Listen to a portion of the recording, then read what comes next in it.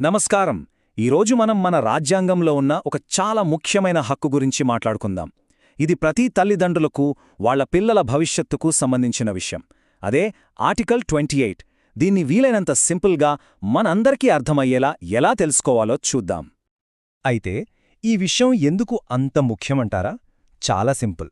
ఇది చాలా కుటుంబాలకు నేరుగా సంబంధించిన ప్రశ్న. అదేంటంటే, మీ పిల్లలు ప్రభుత్వ పాఠశాలలో చదువుతున్నారా? ఒకవేళ అవును అయితే ఈ సమాచారం మీరు ఖచ్చితంగా తెలుసుకోవాలి.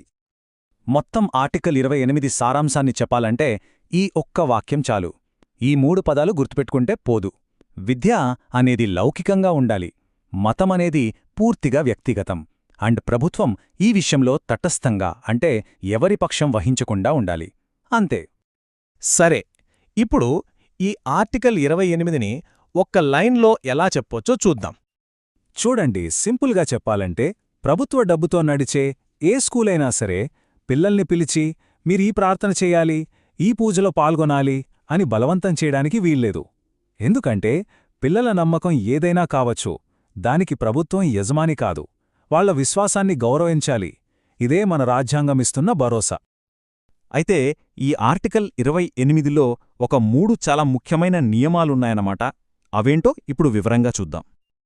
ఈ నియమాలు స్కూల్కి డబ్బులు ఎక్కడ్నుంచొస్తున్నాయి అనేదాన్ని బట్టి మారతాయి. మొదటది, పూర్తిగా ప్రభుత్వ డబ్బుతో నడిచే స్కూల్స్, అంటే మన గవర్నమెంట్ స్కూల్స్, కాలేజీలు.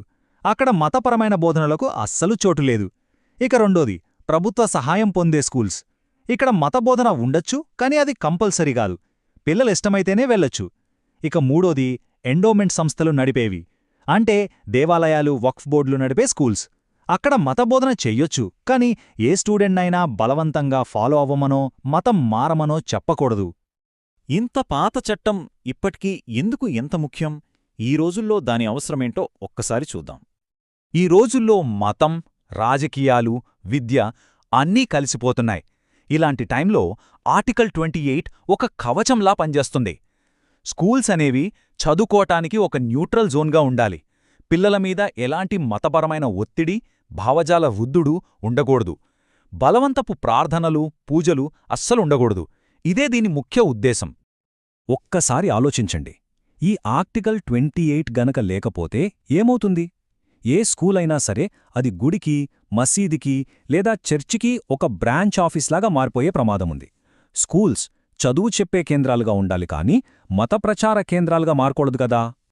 సరే, అంతా బానే ఉంది, కానీ ఆచరణలో ఏది కరెక్ట్, ఏది తప్పు అని ఎలా తెలుస్తుంది? ఆ లైన్ ఎక్కడుందో కొన్ని ఉదాహరణలతో చూద్దాం. ఇక్కడ చూడండి, చాలా తేడా ఉంది. ఒక గవర్నమెంట్ స్కూల్లో మార్నింగ్ ప్రేయర్ని బలవంతం చేయడం, ఫలానా దేవుణ్ణి పూజించాలని టీచర్ చెప్పడం, పండగలకి డబ్బులు వసూలు చేయడం ఇవన్నీ చట్టవిరుద్ధం. కాని అదే సమయంలో నైతిక విలువలు నేర్పించడం, కల్చరల్ ప్రోగ్రామ్స్ పెట్టడం లేదా చరిత్రలో భాగంగా మతాల గురించి చదవడం ఇవి చట్టబద్ధమే. ఆ రెండిటి మధ్య తేడాను మనం స్పష్టంగా గుర్తించాలి. ఇప్పుడు అందరికన్నా ముఖ్యమైన ప్రశ్నకొద్దాం. ఒకవేళ ఎక్కడైనా ఈ నియమాలు ఉల్లంఘిస్తే మనమేం చేయగలం? మన చేతిలో ఉన్న ఆప్షన్స్ ఏంటి? ముందుగా ఒక విషయం గుర్తుంచుకోవాలి. కొత్తగా వచ్చిన భారతీయ న్యాయ సంహిత అంటే బిఎన్ఎస్ ప్రకారం ఈ హక్కులను కాపాడే చట్టాలు ఇంకా బలంగా తయారయ్యాయి. శిక్షలు కూడా చాలా కఠినంగా మారాయి. ద్వేషపూరిత నేరాలకు, అధికార దుర్వినియోగానికి ఇప్పుడు శిక్షలు ఎక్కువ. సరే, మరి ఇలాంటివి జరిగినప్పుడు ఏం చేయాలి? దానికి ఒక clear step by step process ఉంది. చూడండి, మొదటి అడుగు సాక్ష్యం. బలవంతం చేస్తున్నట్టు వీడియో తీయగలిగితే అంతకన్నా బలమైన ఆధారం ఉండదు. ఆ తర్వాత ఒక రాతపూర్వక కంప్లైంట్ ఇవ్వాలి. హెడ్మాస్టర్ నుండి మొదలుపెట్టి డిస్ట్రిక్ట్ ఎడ్యుకేషన్ ఆఫీసర్, ఆ తర్వాత కలెక్టర్ వరకు వెళ్ళొచ్చు. అక్కడితో ఆగకుండా ఎఫ్ఐఆర్ కూడా ఫైల్ చేయొచ్చు. ఇంకా అవసరమైతే నేరుగా హైకోర్టులో రిట్ పిటిషన్ వేయొచ్చు. ఇలా ప్రతి అడుగులోనూ మనకు చట్టం అండగా ఉంటుంది. ఈ హక్కును ఉల్లంఘించిన వాళ్లకి ఎదురయ్యే పరిణామాలు కూడా చాలా తీవ్రంగా ఉంటాయి. కొన్ని కేసుల్లో 3 సంవత్సరాల నుండి 7 సంవత్సరాల వరకు జైలు శిక్ష పడే అవకాశముంది. ఒకవేళ బాధితులు ఎస్సీ, ఎస్టీ వర్గానికి చెందిన పిల్లలైతే శిక్ష ఇంకా కఠినంగా ఉంటుంది.